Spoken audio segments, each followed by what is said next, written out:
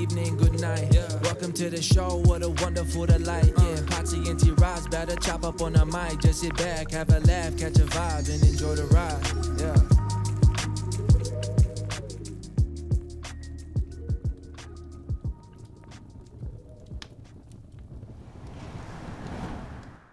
Today's episode is presented by your favorite vodka, my favorite vodka, everyone's favorite vodka, Game Day, a smoother, better vodka that embodies the spirit of the game. Everybody, go check out Game Day. You know where it's at, gamedayvodka.com, and see if they have your team's colors.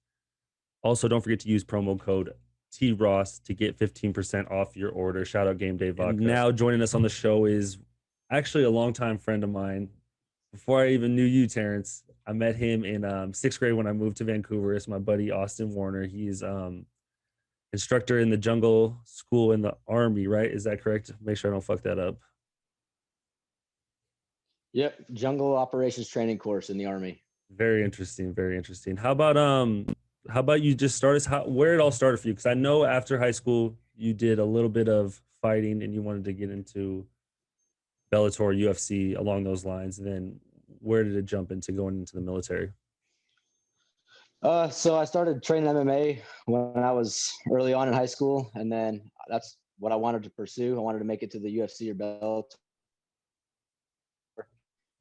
I fought one fight professionally when I was 19, and then I was working a job as well, doing scaffolding in the Carpenters Union, and I got switched to swing shift one night at work, and I wasn't able to train anymore, and I decided that I was going to start working towards setting up a law enforcement career, and because I was too young to join the police department, so decided, you know what, I'm going to join the Army.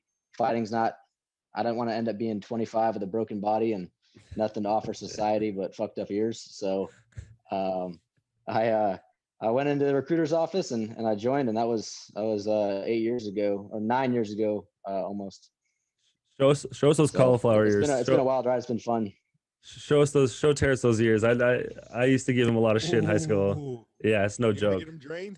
Do you ever get him drained? Yeah, I drained the left one 21 times. I drained the right one once.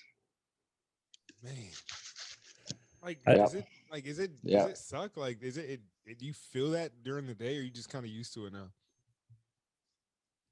So they're all rock hard. Like I can't bend my ears at all. They're just stuck here in place. I don't notice it. I mean, if it's cold out, they feel like sensitive, but they haven't hurt since I drained them, 11 years ago. Damn, yeah. I used to give him a lot of shit until people comment about it. I used to give him a lot of shit, and he used to get pissed at me in class. But so what was that first step going into the military? What was that first, like, what was your first thing going into it?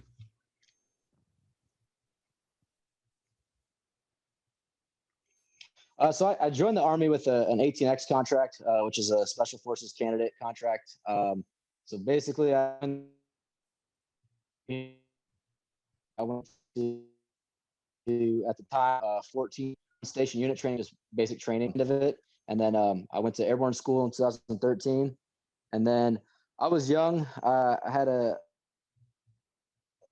fiance or a wife at the time, and one son. So I decided I didn't want to pursue the Special Forces world at that time. I wanted to get some regular Army experience, and so I withdrew from that pipeline. And then a week later, I headed out to North Carolina, and I spent the next 5 years in the 82nd Airborne Division out of Fort Bragg. So, you were in the Airborne?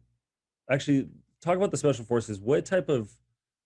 How does that even come about? I know the Special Forces is something that's pretty has a high standards. Yeah, it's like an elite corps. Yeah. So basically, therethere's two ways to get into the SF world, like to get to selection. You either join with a 18X contract that kind of, as long as you meet all the requirements, puts you into the pipeline and lets you go to the Special Forces prep course, and then Special Forces Assessment Selection, SFAS. And then if you get selected, then from there you go through the qualification course or the Q course, and then you you finish up your pipeline, get your beret and your long tab. The other way is you can go to selection if you meet the requirements throughout your career, as long as you haven't been in too long or you are too high up in the rank structure. So I decided in my career in 2019 that I wanted to go to selection, and I did. I went out of Hawaii, and then I got hurt day 19, and then I ran into some issues. So selection is basically 21 days plus a few admin days in there, and so day 3 of team week, I ended up losing feeling in my left arm and ended up in the hospital for about 8 hours, and that was all she wrote for that. So that's pretty wild. I mean, kind of break down. So you're saying there's a certain amount of days. Like break down what is it? What does it start with? Like what's day one? What is like a normal week for you guys when it comes to training? You mean where I work now, or like during selection? During selection, for selection. During selection. So you have to sign a non-disclosure agreement at selection. But basically, I mean, everybody knows that's gone. This isn't like uncommon knowledge, essentially. Mm-hmm. You have gate week, which is where you're going to do a couple long ruck marches, and a long run, short run, stuff like that. And then you have land navigation week, which is where you're moving underweight, weight, and you're covering several miles a day trying to find land navigation points, essentially. And then your last week is team week, and that's where you get broken down in a team, and they want to see how well you work. You carry a fuck ton of weight a long ways, and and then it sucks. It's really shitty. Team week's probably the worst thing I've ever encountered in my life. So I fought for a long time, so that's saying a lot. Really? That's insane. Yeah, team week was brutal, man. Like my feet hurt. My feet would wake me up after selection. After I got dropped in, my feet would wake me up in the middle of the night for about 2 months afterwards. I had to buy a new wedding ring because my hands were so swollen that my knuckles never went back to normal. It absolutely destroys the body. So you don't get a lot of sleep, one night during. Are you able to tell us how far you have having to go? Are you able to even talk about that? Any specifics, or is that they kind of want you not to disclose that type of stuff? We'll put it this way: in the 19 days that I was there, I covered roughly 220 miles with my guess. Whoa! What the fuck? So I mean, that's about 220. That doesn't. I almost didn't. Yeah, register. It's a long way. And then how much weight? Oh, Lord. Yeah. So your rucksack's 45 pounds dry, and then you add in your MREs and then your water. So I think the day when we you're looking at about between 65, around 65. If they had more stuff in there, then they were carrying closer to 70. That's absurd. And so then, but during team week, you could be carrying. What'd you say? Oh no, keep going.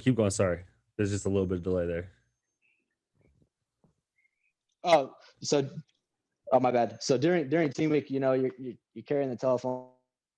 So you'll end up with between your ruck and a telephone pole or whatever, you might ruck. So when you're not carrying extra weight and you're just carrying your ruck, then that's like a break. You eventually don't feel your rucksack on your back anymore. So I mean, it was fun. It sucked while you're in it, but looking back, it was a good time. So I'd like to go back. My body's pretty beat up, but I can't do it. I've had 10 neck procedures. So my the days of me going out and doing that kind of stuff are kind of behind me at this point, I think. So you mentioned to me, you were talking just a little bit about sniper school, and that you said you were one of the only few people that aren't in that wasn't in the special forces, but you went through 2 sniper schools that would that people that would have been in special forces would have had? So I went through Army Sniper School in 2015, which is, open to any infantryman in the Army. And I also went through the Marine Corps Mountain Scout Sniper School, which I don't know of anybody in the Army that's gone and passed in the last couple of years that's in the regular Army. I went through in 2016 with 6 guys from Ranger Regiment, and only one of them passed with me. It was a very humbling course. I think most of the guys from the Army that are getting to go to that course, if any at all, are from the special operations side of the field. So I don't know how many guys are running around in that community with that course, but I mean, it was very very humbling course. It was pretty badass to get to go to it and pass it. Like, when you say that, I don't even know so what is it? Like, what is a course? Like, explain what a course is. And I understand it's probably like a map or a tactical zone, but kind of explain what that is. So a course is basically it's a school essentially, right? So like if you were to go to how do I want to explain this? If you were to go attend like how basketball, right? We had training camps, and then let's say that training camp, like you would go to, like, I remember when I was younger, I went to the one that Gonzaga held, right? They held that, like, let's say you were to go to that, but you had to pass it, right? That they had critical events that you'd have to pass, and then once you pass that camp, right, people would fail. Whoever's left and met all the events, they'd pass it, and then they'd get like a certificate saying that like they are qualified to do this, right? So like I'm sure for coaches, like you had to have played basketball, right, to be a coach. You can't just decide you're going to start coaching one day. So you've essentially like certified yourself by playing basketball at a certain level in order to get to where you want to be and coach, right? Yeah. So a course is essentially an Army school, right, where you fall, or a military school where you fall into their jurisdiction for a little while, and you have to meet certain events, right? So Marine Mountain Scout Sniper is an advanced high angle sniper course. So you're shooting from an elevated area, like, so we were on top of what they call Rocky Mountain, and then you're shooting down into a valley that's 1,500 feet below you, and so you're shooting targets that are surpassing your gun's capabilities, essentially. So yeah, once you pass that course, you have to meet the requirements. You have to shoot at a certain level to pass, and if you don't pass, then you go home. And if you do pass, you finish the course, and then you graduate and you get a certificate. So. And this is a course you passed. Yeah, yep. I went through. We had 20 guys start out, which was their max capacity for that course, and then I think 13 of us passed out of the 20. I can't even imagine what goes into like shooting 1,500 feet below you at a target. It just doesn't make sense to me. Like that's even a thing. Like, how do you even line it up and just say, so all right, shoot left? Like, it doesn't make sense. Is it like, I know people do it in Call of Duty, but that's Call of Duty. Yeah, we have a lot of Call of Duty fans. Thing that people are getting certificates for. Like, it's crazy. So there's a lot that goes into it, right? So we were shooting 30-inch targets, right? They're painted white 30-inch targets, which is, they're kind of a bitch to see when you have a tan and brown background in the desert, essentially.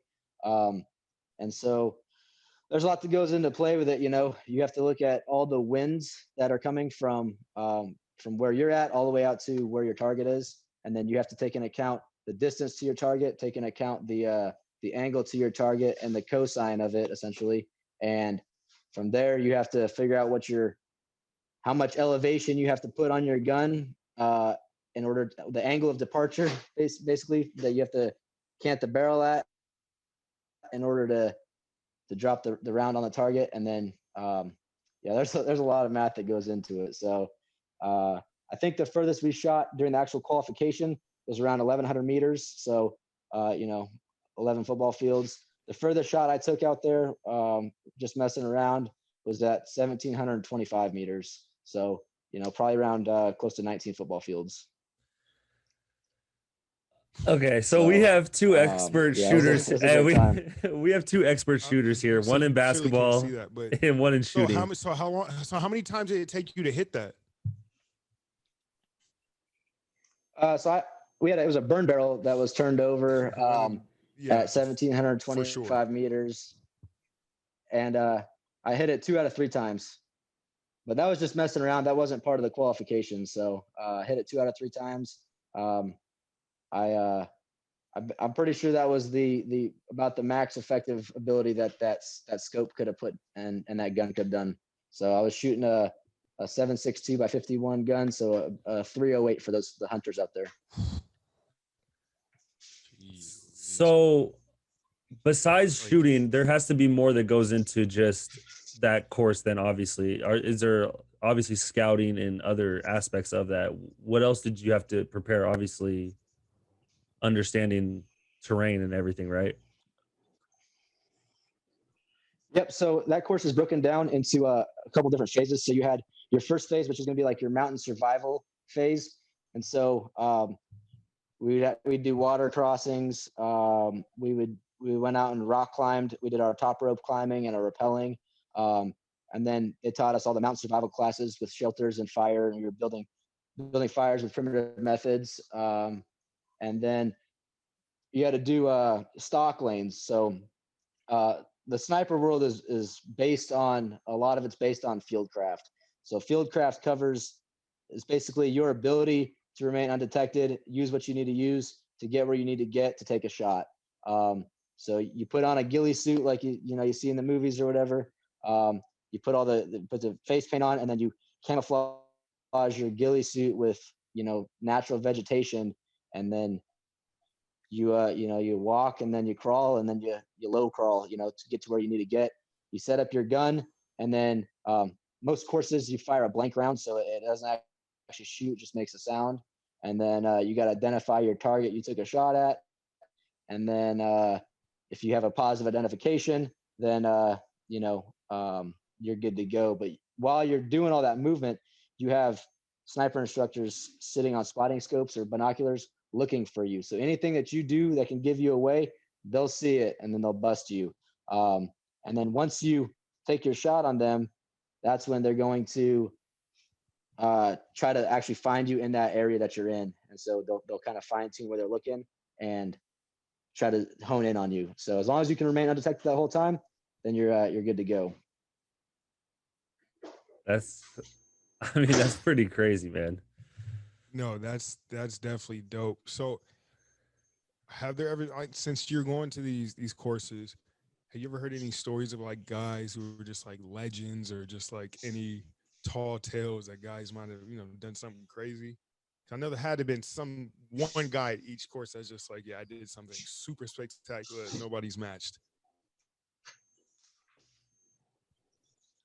I mean, I haven't really heard anything too crazy. I know there's guys that'll get ballsy, and they've taken off like their ghillie suit and shot it, taken their shot during their stock lane in a pair of Ranger panties, which are real short silk shorts, and a t-shirt. But other than that, I mean, most guys are like trying to pass, and so they're not trying to do anything crazy. But that's, most guys are trying to play it safe to get through the school, because they don't want to come back, and they may not get another chance to come back. So is there anybody who's like one of the greatest, if you had to say, if there was like a person that was like just really good, though, not even really good, I don't even know how to state this question.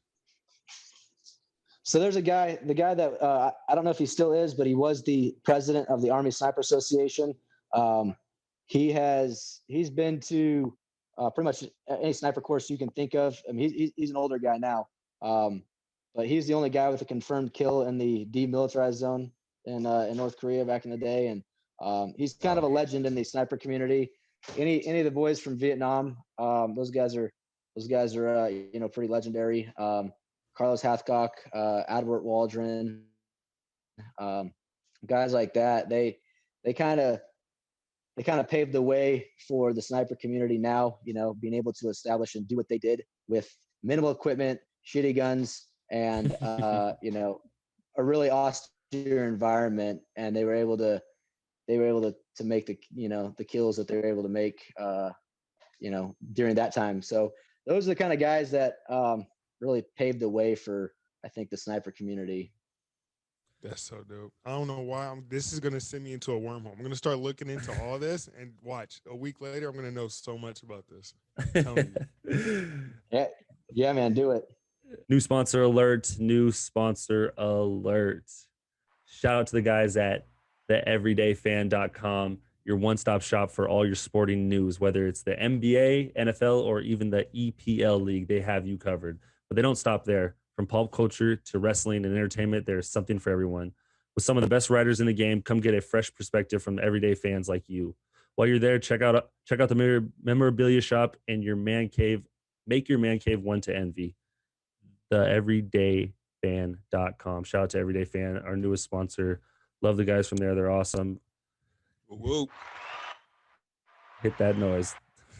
For sure. So you went through sniper school and all that, and then you went into the airborne. So that, I'm guessing that has to do with jumping out of planes. Yeah. So I mean, I went to airborne school prior to sniper school. I went in 2013, and then I went to an airborne unit. So yeah, airborne school is essentially teaching you how to jump out of airplanes, and you do 5 jumps at airborne school, and then you go to your airborne unit, and then you'll jump however often you jump over there, and you'll jump into field problems where you'll jump in to do like war games essentially, and then you'll also do regular jumps just to stay current on your airborne proficiency.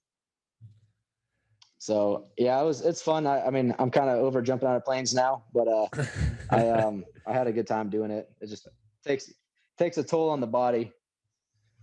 How does that feel? There has to be a lot of impact when you land then, I'm guessing, because I've never jumped out of a plane, obviously. But so you got different types of jumps, right? You've got your free fall, which is going to be the guys that are jumping, that are pulling their own chutes, you know, from 10,000 feet or whatever they're jumping at. And then you have static line. Static line is what the Ranger Regiment, 82nd Airborne, 173rd Airborne, those guys, that's what we jump with. So you have a parachute on your back hooked up to a static line, and then you have basically a cable coming off your back, right? And then it's got a hook on it, and you would hook it up to a cable line in the aircraft. And so when you exit the door and you jump out, that hook connected to the line pulls your parachute out. So it deploys it for you. So you free fall for 6 seconds with the current parachute. And then, yeah, it's not a fun landing, man.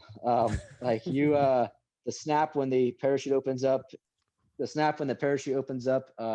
is pretty strong. And then hitting the ground, because we do a lot of night jumps. And so that ground hits you well before you think it's going to hit you. Yeah. And if you have combat equipment and you have a rucksack hanging, you got to lower your rucksack, lower your weapons case down, and then they'll hit the ground, and then you'll hit the ground. If you can't lower your equipment in time or you can't reach it, you're fucked. You're just gonna land on your ruck and your weapon and hope for the best. So it sucks. Yeah. So what do guys like is there guys like our size, me and Terrence at 6'5", that is there a lot of guys you encounter that are in these type of courses in schools? I have a guy that I work with right now. He's a jungle instructor. I think he's 6'4". He's a big boy, and I mean he jumped. You know, he's jumped out of airplanes and stuff like that. So you encounter some guys that they're far and few between. Most guys are 5'7" to 6'1", but every now and then you'll find a taller fella like yourselves. So take us. That must be tough, bro. It must be tough. Take us into where you're at now then. You said you're in jungle school and you're an instructor there, and just kind of break us down with all that. So I work at the Army's only jungle school. It's called Jungle Operations Training Course. We don't teach like jungle warfare. We teach soldiers how to get through the jungle, and basically how to survive and fight and win in the jungle. So we teach rope systems, we teach knots. You got to show up knowing a certain amount of knots, and we do a knots test, knots and harnesses test, and we usually weed out probably about half the class. We fail about half the class on the second morning after the first day, and then we teach them some rope systems on day 1, and then day 2 they'll retest the knots class. They'll go and run our jungle 5K route, which we'll usually lose a few people on that. It's a 3.1 mile run through the jungle, and then we'll take them to the pool after that, and then we'll do a few different combat water survival like tests in the pool, and then we'll bring them back, and then we'll take them to the rappel tower, start sending them down rappels, and take them into the jungle and start sending them through rope systems there. And then they do some land navigation. They do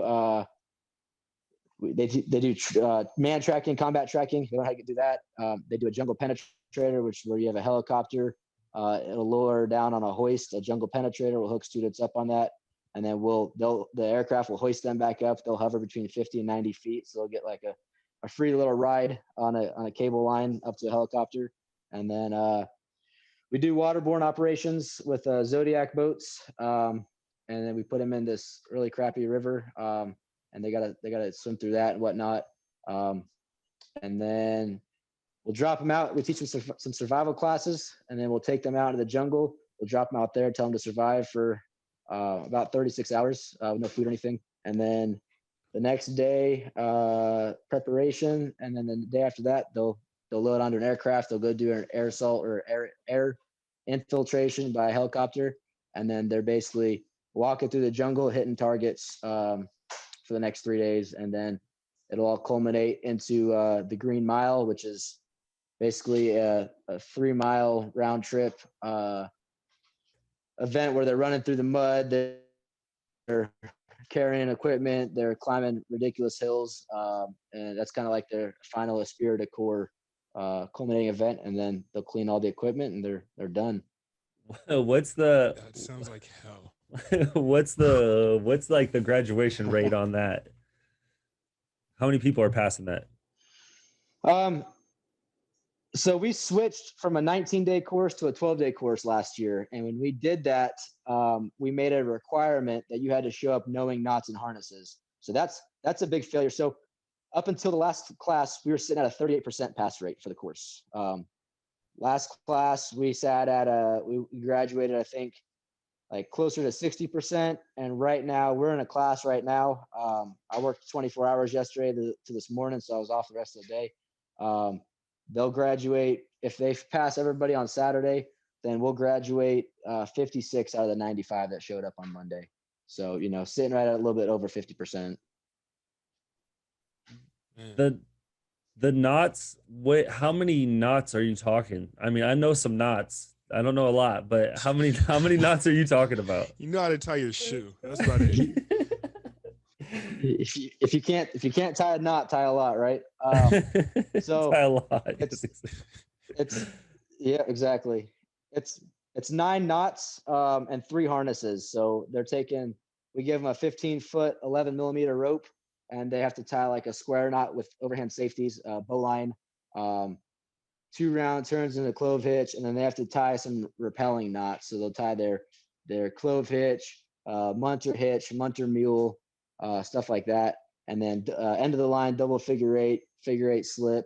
And then they'll jump into harnesses. They'll have to do an around the body bowline, a military hip rappel seat, and then an Aussie rappel harness. So they're not crazy hard, but if you don't show up knowing them, you're fucked. You're going home. do you just send them? It's just like if they don't know it, they're gone. You're just like, see you, buddy. Or how does that work? No, so they get one chance to test on Monday, right? And so instructors will go through and we'll grade them, right? They'll get 30 seconds per knot, and then there's one harness they get 45 seconds and one harness they get 90, and then we'll basically grade them. If they get a no-go on a knot, then they'll retest that knot or those knots that they failed the next morning. If I come through on Tuesday morning, I look at your knot when they say go and then they say stop. If your knot's not good within our standard, then that's it, man. Your jungle adventure's over. Oh shit, my jungle That's operation's crazy. over. Kramer can't handle it. He can't handle it. What was I gonna say? So wouldn't they know to be ready for that? Like, or did they have no idea? I mean, it seems like they should have that information. Yeah, so it's all put out there. Like everybody knows. Anybody that comes to our course knows what they have to do, right? So it's on them to spend the time prior to showing up to know those knots and harnesses. The problem people have though is they show up and they may be really great at tying them, but they haven't done it. It's now in a stressful environment. People are, they've already done a bunch of stuff that day, and now they're having to do it as a test. People get test anxiety or whatever, and then we see a lot of people fail the first knot right off the bat just because they're nervous. And then a lot of people don't practice the knots, timing themselves and making sure that their standards are good. Like we have certain standards on the knots that you can and can't do. And a lot of people just don't practice those and take that into consideration is my guess. It's true. I know you talked to me about you're one of the main things is the tracking part of it. Can you explain to us what goes into that, tracking people and being able to track their footprints and able to tell everything about that?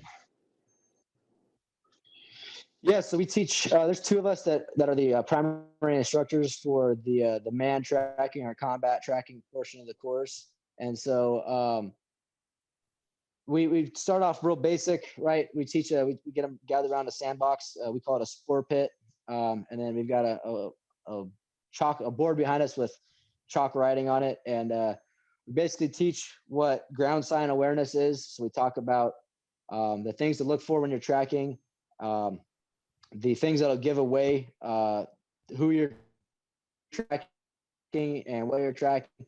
We put that all down, and then we talk about how to read a footprint, how to tell whether they're walking, they're running, they're carrying weight, if they're male, if they're female, how tall they are roughly based on their shoe size. We look at we dive fairly in depth with it, but it's only a 1 day block of instruction, so we could take this, we could take it a lot more if we had the time, but we don't. So, and then we teach them, give them options and methods to be able to determine how many people they're tracking, right? Because if you're out there in the jungle and you're tracking people, you got to know if that's a gunfight you're willing to get in or not. If you have the numbers to actually sustain that gunfight, right? If I don't know if I'm tracking 30 people and I think it's only 3 or 4, and I've only got 9 guys, like I think I'm good. I show up, there's 30 dudes there. It's it's a lot worse day than I thought it was going to be. Yeah. So that sounds like some Predator shit, man. I just think of Arnold Schwarzenegger just like hunting something through the goddamn woods and just about to get in a crazy gunfight. That's unreal that people have to like learn this shit. Well, it's not unreal, but I can't imagine the training and the focus it takes. So that is amazing. How do you tell how do you tell the weight? I mean, I understand there's like imprints, and how do you tell if it's female or male? Like, what if it's just a big lady? I mean, she's just a big lady. What if it's a big lady? So you can tell how much weight they're carrying based off where if they're walking or running, based off of where they're placing pressure on the footprint, right? So if you have a strong foot roll on the side, you can start determining how much weight they're carrying. You can tell if they're walking or running based off where they're placing pressure on the toe imprint or the heel imprint. And then you can also start looking for, once you have those prints, you can start looking for other stuff that's above the ankle. Are they bumping into trees with a rucksack or a gun and ripping bark off? You can tell if guys have been if they've stopped and stayed there for a while, because in the military, you'll stop, you'll take a knee, and then you'll get down on the ground and in the prone and pull security. So now you're looking for elbow prints, you're looking for knee prints. You can tell if somebody's being lazy and they just sat down because you see a butt print with their their ruck flop imprint on the ground. That'd be me. So yeah, you can. Yeah, but you can tell a lot by their the way that the pressure's placed on the footprint, what's deeper, what's not as deep, as well as You can tell if they're walking or running based on their stride as well. It's a lot, huh? Yeah, I mean, I would. It makes me think. I'm like, damn, I feel like I'm studying for a test. Like, I need to know this for like next week's quiz or something. Like, goddamn. Yeah, Ooh. it'd be a lot to go Hey, through. fellas, we're in the thick of winter and the storms are brewing. It looks like 1 to 3 inches are in the forecast when you trim that hibernation bush that's taking place in your pants. Luckily, partners at Manscaped specialize in products to make sure that you're walking around town with a beautiful snowballs. Manscaped is here to provide you with one of the best tools for grooming experiences. Offers precision engineered tools for your family jewels. The Lawnmower 3.0 trimmer is the best hygiene today for modern man. How's that thing been treating you, man?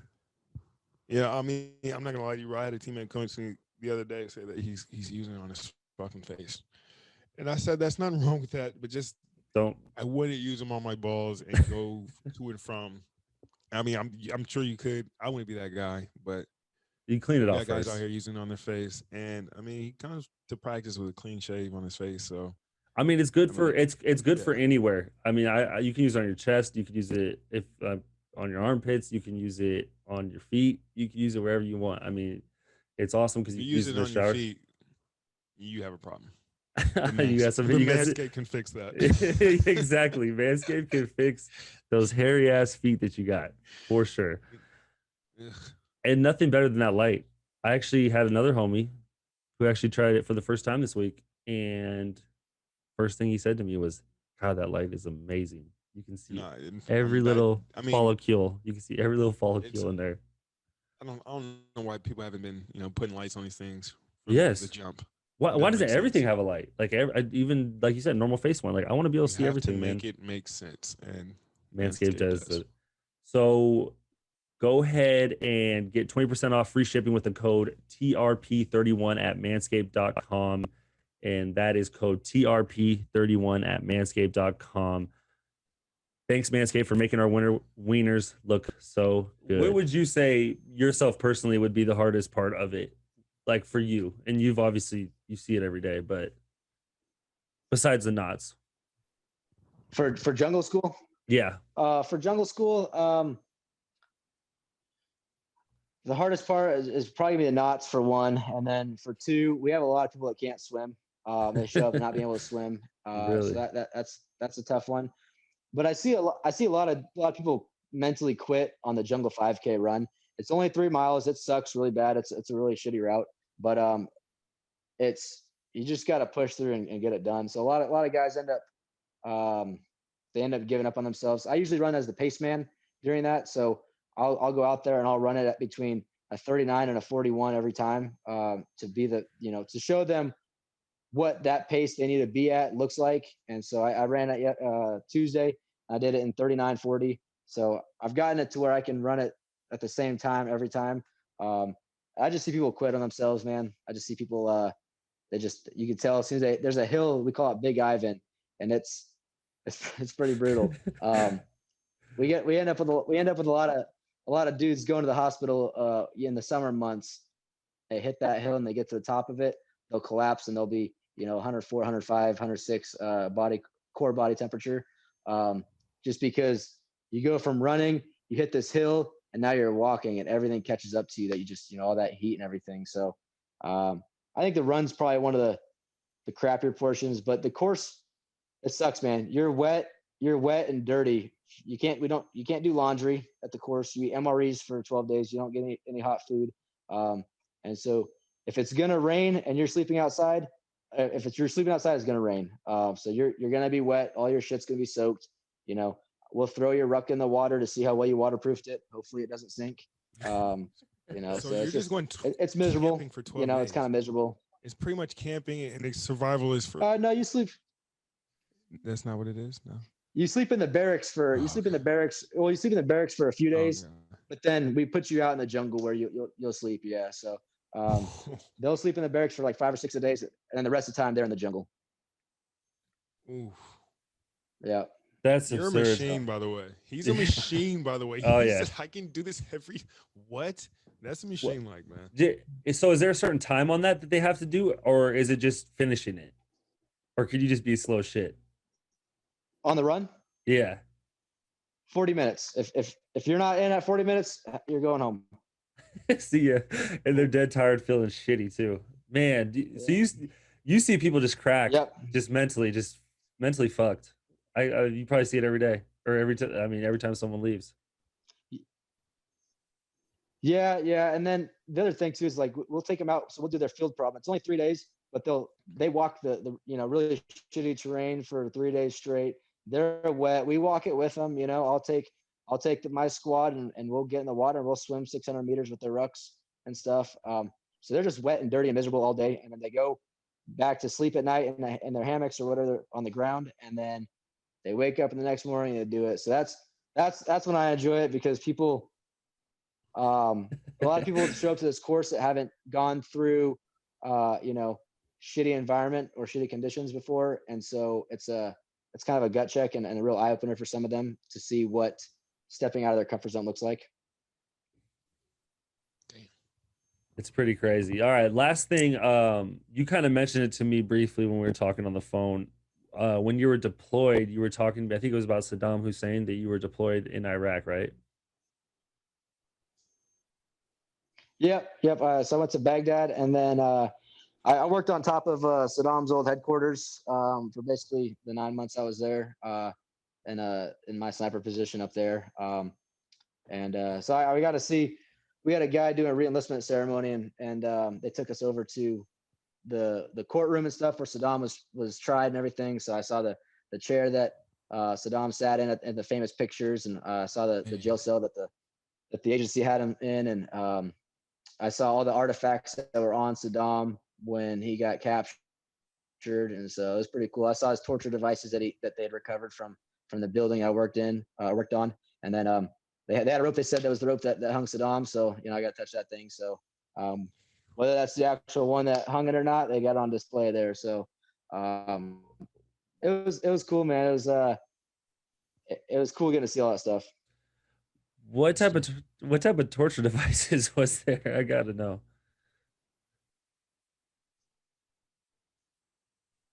Yeah, the main one was this iron suit, basically, right? So it gets hot as fuck in Iraq, and so that building that I worked on was all concrete on top, and so he had this iron suit that basically sets you up like a scarecrow, right, with your arms out, your legs spread, and everything, and it's just iron bars, but it's completely open with iron bars. And then he would put people on there, according to the Iraqis that were showing this to us. He would put somebody in there, and then he would leave them on the roof, and they would just sit there in the 130-degree heat and just get absolutely destroyed up there. Yep. So he had isolation chambers in the basement, down in the basement of that building. We saw those things. They looked like vaulted rooms. They're pretty crazy. So he stored people in there and stuff. Man, it's absurd. Really absurd. Yeah, it's crazy what kind of stuff he was doing. Yeah. Well, man, I really appreciate this. This is awesome, man. There's a lot of details, a lot of stuff I definitely did not know, and I guarantee a lot of our listeners will have no idea about, and they'll be intrigued by it for sure. For sure. Well, right on, man. Right on. I appreciate you guys having me.